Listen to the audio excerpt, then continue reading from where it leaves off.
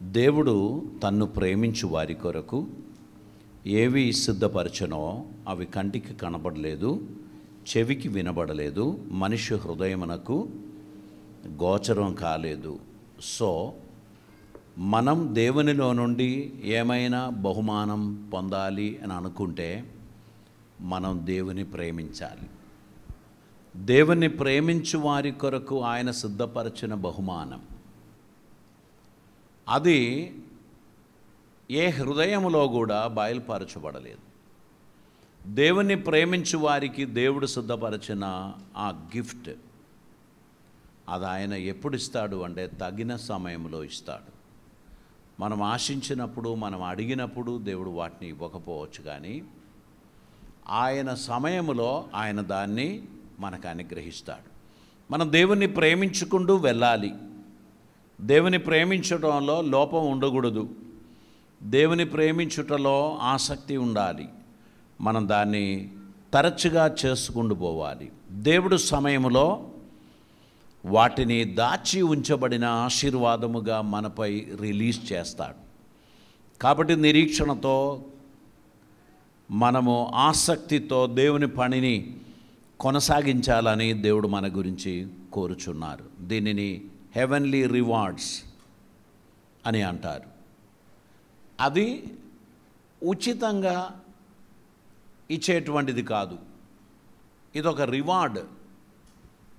ప్రేమించిన వారికి ఇచ్చేది. ఉచితంగా అందరికీ రక్షణ ఇచ్చాడు. దానికి ఎవరు ఏమీ చెల్లించాల్సిన అవసరం లేదు. కానీ తన్ను ప్రేమించు వారికి ఆయన సిద్ధపరిచిన బహుమానం అది మనం చేసే పనికి ఫలితం అన్నమాట. దేవుడు వాటిని మనకు అనుగ్రహిస్తాడు. వెంటనే మనకు ఇవ్వకపోవచ్చు, కానీ మన కష్ట సమయంలో మనకు అత్యవసరమైనప్పుడు ఆయన దాన్ని మనకిచ్చి మనల్ని నిలబెట్టిస్తాడు. కాబట్టి దేవుని సన్నిధిలో మనము నిర్భయంగా, మనము కలవరం లేని వారిగా ముందుకు సాగాలి. What is the first gift for those who love him? ఆయనను ప్రేమించు వారికి ఆయన ఇచ్చే మొట్టమొదటి గిఫ్ట్ ఏంటి? రక్షణ కదా. పాపక్షమాపణ. పాపక్షమాపణ మనకి ఇవ్వడానికి ప్రభు ఏం చేశాడు తెలుసా? పరిశుద్ధాత్మను ఈ లోకంలోనికి పంపి మనకు పాపమును గూర్చి, నీతిని గూర్చి, తీర్పును గూర్చి ఒప్పింపచేశాడు. యోహాను సువార్త 16వ అధ్యాయం 7 నుంచి 9 వరకు ఉన్న వచనాలు, లేదా 9 నుంచి 11 వరకు మనం చదివినట్లయితే అక్కడ 7 నుంచి చదవండి. నేను మీతో సత్యము చెప్పుచున్నాను, నేను వెళ్ళిపోవుట వలన మీకు ప్రయోజనకరము. నేను వెళ్ళని ఎడల ఆదరణకర్త మీ యొద్దకు రాడు. నేను వెళ్ళని ఎడల ఆదరణకర్త మీ యొద్దకు రాడు. నేను వెళ్ళిన ఎడల ఆయనను మీ యొద్దకు పంపుదును. ఆయన వచ్చి పాపమును గూర్చి నీతిని గూర్చి తీర్పును గూర్చి లోకమును ఒప్పుకొన చేస్తాడు. మనమందరం దేవుని తెలియనప్పుడు, దేవుడంటే ఆయన కృప అంటే తెలియని కాలంలో మనం సువార్త విన్నాం. అప్పుడు పరిశుద్ధాత్ముడు పాపమును గూర్చి, నీతిని గూర్చి, తీర్పును గూర్చి మనకు తెలియపరిచాడు. ఆ వార్తలు విని మన జీవితాన్ని దేవునికి సమర్పించిన క్షణములో మనకు రక్షణ భాగ్యాన్ని ఇచ్చాడు. మన పాపాలను తుడిచివేశాడు. మన దోషములను ఆయన క్షమించాడు. మనలని తన కుమారులుగా, కుమార్తెలుగా ఆయన చేర్చుకున్నాడు. ఆ విధంగా మనం ఆశీర్వదింపబడిన తర్వాత దేవుడు చేసిన రెండవ కార్యం ఏంటంటే మనలో ఉన్న ఆ మాలిన్యాన్ని తీసివేశాడు. ఇప్పుడు మనము పరిశుద్ధులుగా ఉండడానికి ప్రయత్నం చేస్తున్నాం. మనం ఇదివరకు పలికిన మాటలు ఇప్పుడు పలుకుతలేదు. ఇదివరకు తిన్న ఆహారం ఇప్పుడు తినడం లేదు. ఇదివరకు తాగిన పానీయం ఇప్పుడు తాగడం లేదు. ఎందుకంటే ప్రభు మనలో ఉన్నాడు అనే విశ్వాసం ఆయనకిష్టులుగా ఉండడానికి తగినట్లు మనల్ని ప్రేరేపిస్తుంది. నేను దేవుని మహిమపరచాలి, దేవునికి ఇష్టుడిగా ఉండాలి, గనుక ఇవి నాకు తగదు, ఇవి నాకు తగదు అని నన్ను ఒప్పింప చేస్తున్న పరిశుద్ధాత్మ వలన పరిశుద్ధతలోనికి నేను మూవ్ అవుతున్నాను. కొంచెంగా నాలో మార్పులు స్టార్ట్ అయింది. ఇదివరకు అన్నిటికీ గొడవ పడేవాడిని, ఇప్పుడు పోనీలే అని అనుకోవడం మొదలుపెట్టాను.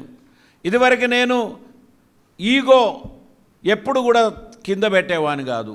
నా ఈగో నాకు, దాన్ని ఎవరైనా హర్ట్ చేస్తే నేను ఊరుకునేది కాదు. ఇప్పుడు నేను అది పోనీలే అనుకుంటున్నాను. ఎందుకంటే దేవుడు నాలో ఉన్నాడు కదా, దేవుడు ఉన్నాడు గనక పర్వాలేదు అనేటువంటి ఒక ఫీలింగ్తో నేను నన్ను దేవునికి సరెండర్ చేయడానికి ఉన్న ప్రయత్నం నేను చేస్తున్నాను. స్పిరిచువల్ ప్యూరిటీ నేను ఇష్టపడుచున్నాను, ఆత్మీయమైన పరిశుద్ధతను నేను ఇష్టపడుచున్నాను. కనుక నా పాపములను క్షమించిన వెంటనే, నాకు రక్షణ ఇచ్చిన వెంటనే నాలోనికి పరిశుద్ధతను దేవుడు పంపుచున్నాడు. నేను దానిని పొందుతూ పరిశుద్ధతలో జీవించడానికి నేను ప్రయత్నం చేస్తున్నాను. మూడవదిగా ఏంటంటే, now I have hope in Jesus. ఇదివరకు నేను హోప్లెస్గా ఉండే, ఎందుకు పుట్టావురా అని తల్లిదండ్రులు అడిగేది, నువ్వు లేకపోయినా పర్వాలేకుండే అని వారు చెప్పడం మొదలుపెట్టారు. ఈ సిచ్యువేషన్ నుంచి దేవుడు నన్ను మార్చాడు గనక ఐ హ్యావ్ ఏ హోప్. నేను ఖచ్చితంగా నేను గెలవగలను, ఖచ్చితంగా నేను సాధించగలను, ఖచ్చితంగా నేను ముందుకు వెళ్ళగలను అనేటువంటి ఒక హోప్ నేను కలిగి ఉన్నాను. హోప్లెస్ సిచ్యువేషన్కు మార్పు దేవుడు తీసుకొచ్చాడు. నా కుటుంబం శిథిలమైపోతుందని నేను అనుకున్నాను. నా ఉద్యోగం అది ఊడిపోతుందని నేను అనుకున్నాను. నాకున్న బిజినెస్ ఓడిపోతుందని నేను అనుకున్నాను. కానీ దేవుడు నన్ను నిలబెట్టాడు, నన్ను తిరిగి ట్రాక్లోకి తీసుకొస్తున్నాడు గనక now I have a hope that the God will do wonders. దేవుడు అద్భుతం చేస్తాడని నేను నమ్మడం ప్రారంభించాను. దేవునికి స్తోత్రం. కనుక నా నిస్సహాయత తొలగిపోయింది. నాకు అండగా దేవుడున్నాడు అనే ధైర్యం నాలో ప్రారంభమైంది. నేను ఒంటరిగా లేను అనేటువంటి ఒక ఫీలింగ్ నాలో స్టార్ట్ అయింది. దేవుడు నాకు అండగా ఉన్నాడు, దేవుడు నాకు తోడుగా ఉన్నాడు గనక నేను కదల్చబడను అని నేను చెప్పడం మొదలుపెట్టాను. ఇక్కడ ఇంకా మనం చూసినట్లయితే దేవుని గూర్చి నేను తెలుసుకోవడం ప్రారంభించాను. దేవుడు మార్మికమైన విషయాలు నాకు బయలుపరచడం మొదలుపెట్టాడు. దేవుడు నాకు అర్థం కాని సబ్జెక్టులు నాకు నేర్పించడం మొదలుపెట్టాడు. మీరు చదివిన 9వ వచనానికి కింది వచనం 10వ వచనం చదువమ్మా. 1 కొరింథీ పత్రిక 2వ అధ్యాయం 10వ వచనం. మనకైతే దేవుడు వాటిని తన ఆత్మ వలన బయలుపరచి వాటిని బయలుపరచి ఉన్నాడు. ఆ ఆత్మ అన్నిటినీ దేవుని మర్మములను కూడా పరిశోధించుచు. ఇక్కడ చూడండి, దేవుడు తన ఆత్మ ద్వారా నాకు కొన్ని విషయాలు బయలుపరచాడు. అది నా స్వబుద్ధికి అర్థం కానిది, నా తెలివితేటలకు అర్థం కానిది దేవుడు కొన్నిటిని బయలుపరచడం మొదలుపెట్టాడు. నేను దేవుని కొరకు నన్ను సమర్పించినప్పుడు వాక్యం చదివినా నాకు అర్థం అవుతుంది. అంతకు మునుపు చదివితే కూడా నాకేమీ అర్థమయ్యేది కాదు. ఇప్పుడు దేవుడు వాటిని బయలుపరచుచున్నాడు. ఇంకా కిందికి చదవండి. ఒక మనుషుని సంగతులు అతనిలో ఉన్న మనిషి ఆత్మకే గాని మనుషులలో మరి ఎవరికి తెలియదు. అలాగే దేవుని సంగతులు దేవుని ఆత్మకే గాని మరి ఎవనికి తెలియదు. ఇప్పుడు ఆత్మ మనుషులు శరీర సంబంధమైన మనుషులు, లౌకికమైన ఆలోచన కలిగిన మనుషులు, ఆధ్యాత్మికమైన ప్రత్యక్షత కలిగిన మనుషులు. మనం దేవుని అందు విశ్వాసం ఉంచుచున్నాం, చూడకుండా నమ్ముచున్నాం. కొందరైతే నేను చూస్తేనే నమ్ముతా, నేను వింటేనే నమ్ముతా, నువ్వు చెప్పిన కథలన్నీ నేను నమ్మలేను అని అంటారు. వారు హైలీ ఎడ్యుకేటెడ్, లౌకికమైన చాలా విషయాలు వారికి తెలియదు, అది తెలుసు, కానీ వారికి ఆత్మీయ మర్మములు జీరో. ఆత్మీయ మర్మములను గురించి వారికి తెలియదు కనుక వారేమంటారు, నేను నేను ఒప్పుకోను, అది ఎట్లయితుంది అని అంటారు. మనమేమో దేవుడు ఏది చెప్పినా కానీ అది ఆయన చేస్తాడు అని నమ్ముచున్నవారం. దేవుడు చెప్పినవన్నీ జరుగుతుందని మనం విశ్వసిస్తున్నాం. కాబట్టి మనకిప్పుడు చూడకుండా నమ్మడం మనకు సాధ్యమవుతుంది. విన్నదానిని నమ్మడానికి మనం ప్రయత్నం చేస్తున్నాం. దేవుడు సమస్తము మనకు అనుకూలపరచి తన చిత్తం మన జీవితంలో ఆయన నెరవేర్చి మనం నడవలసిన మార్గాన్ని ఆయన మన కొరకు సరళం చేస్తాడు. మనం ఇప్పుడు చూడకుండా నమ్మేటువంటి వారం. అందుకే ప్రభు చెప్పినారు, చూచి నమ్మిన వారికన్నా చూడక నమ్మిన వారు ధన్యులు. మనం చూడకుండా నమ్ముచున్నాం. దేవుడు చెప్పిన మాటను మనం విశ్వసిస్తున్నాం. దేవుడు ఆ కార్యం చేస్తాడని మనం ఎదురు చూస్తున్నాం. అది సాధ్యమే. మనకి ఇవన్నీ ఎట్లా సాధ్యమైంది? మనం వెనుదిరిగి చూస్తే ఏమైనా బ్యాక్గ్రౌండ్ ఉంటేనా మనకు?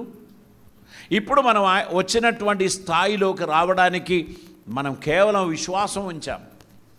ఆయన నమ్మదగిన వాడని మనం విశ్వాసం ఉంచిన కారణమును బట్టి దేవుడు వాటిని మనకు రివీల్ చేశాడు. మనం దాని యందు విశ్వాసం ఉంచి ఎదురు చూచినందుకు దేవుడు ప్రొవిషన్ ఇచ్చాడు. దేవుడు వాటన్నిటినీ మన కోసం అనుగ్రహించాడు. God has a plan and he has a purpose in our life. మన జీవితం గురించి దేవునికి ఉద్దేశం ఉంది, దేవునికి ప్రణాళిక ఉంది. వాటిని నెరవేర్చడానికి మనం కూడా సరెండర్ అయితే చాలు, దేవుడు ఆ కార్యం సాధ్యపరుస్తాడు. మనం సరెండర్ అవ్వకపోతే దేవుడు ఆ కార్యం మన జీవితంలో చేయడు. దేవా, నేను నమ్ముచున్నాను నువ్వు చేయగలవని. ప్రభు సముద్రం మీద నడుచుకుంటూ వచ్చాడు. శిష్యులు 12 మంది ఉన్నారు. అబ్బో, సముద్రం మీద నడుచుకుంటూ వచ్చాడే, గొప్పవాడు, రండి ప్రభువా దోణి ఎక్కండి అని చెప్పొచ్చు. అందులో ఒకరికి ఒక ఆలోచన పుట్టింది, ప్రభువా ఇది నిజంగా నువ్వే అయితే నేను కూడా నీ దగ్గరికి రావచ్చా? రా పేతురు అని పిలిచాడు. తోమాను పిలువలే, అక్కడున్న శిష్యులలో ఇంకా ఎవరిని పిలువలే. ఒక్క సీమోను పేత్రే దిగాడు. సముద్రంలో దిగిన పేతురు ఏం ఆలోచించకుండా నడుచుకుంటూ ప్రభు దగ్గరికి పోయే వరకు ఆయన, నేను సముద్రంలో ఉన్నాను, గాలి నా మీద కొడుతున్నది, శిష్యులందరూ దూరంలో ఉన్నారు. అప్పుడు ఆయన మునగడం ప్రారంభమైంది. ఆయన ఎంత దూరం నడిచాడో అంత దూరం ఆయన ప్రభు దగ్గరికి చేరుకున్నాడు. ఆయన చెయ్యి ఎత్తి పేతురును పట్టుకున్నాడు, అంత దగ్గరికి వెళ్ళాడు. అప్పుడే ఆయన లోకాన్ని చూచాడు. ఈ మిగిలిన 11 మంది శిష్యులు వెనకాల దిగలేదే. సీమోన్ దిగి ఉంటే వారందరూ మనోడేనా అని చెప్తున్నారు, కానీ నేను కూడా దిగుతానని ఇంకొకడు చెప్పలే. కాబట్టి గుర్తుపెట్టుకోండి, దేవుని కార్యం అడుగు పెట్టిన వారికి మాత్రమే సాధ్యమవుతుంది. ఆమేన్. ఒడ్డున కూర్చొని సలహా చెప్పినోడు అందరూ కూడా దేవుని కార్యాన్ని పొందరు, కానీ విశ్వాసంతో అడుగుపెట్టిన వాడిని దేవుడు గమ్యం చేర్పిస్తాడు. ఇప్పుడు నాకు అర్థమైంది, విశ్వసిస్తే ఏమైనా సాధ్యమవుతుంది. ఆయనను నమ్మితే ఆయన ఏమైనా చేయగలడు అని నేను నమ్ముచున్నాను. అది ఆయన రుజువుపరిచాడు. So I'm happy. దేవుడు సమస్త కార్యములు మన జీవితంలో జరిగించువాడై ఉన్నాడు. దేవునికి స్తోత్రం.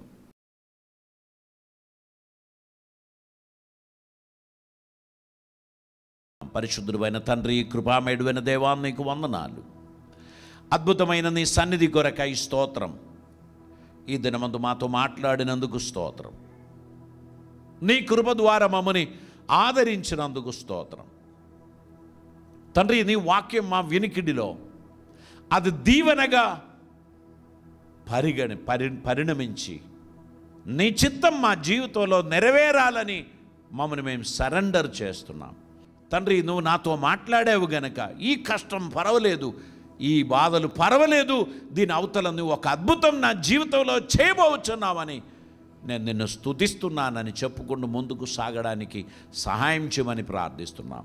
కృపలతో నింపమని, అద్భుతములు జరిగించమని, ప్రతి ఒక్కరిని ఆశీర్వదించమని, నీ రాకడ కొరకు మమ్మల్ని శుద్ధపరచమని, వాక్య ప్రత్యక్షత మా జీవితంలో కలుగజేయమని, కృపతో మమ్మల్ని నింపమని యేసు నామమున అడుగుచూ ఉన్నాం పరమ తండ్రి. ఆమేన్.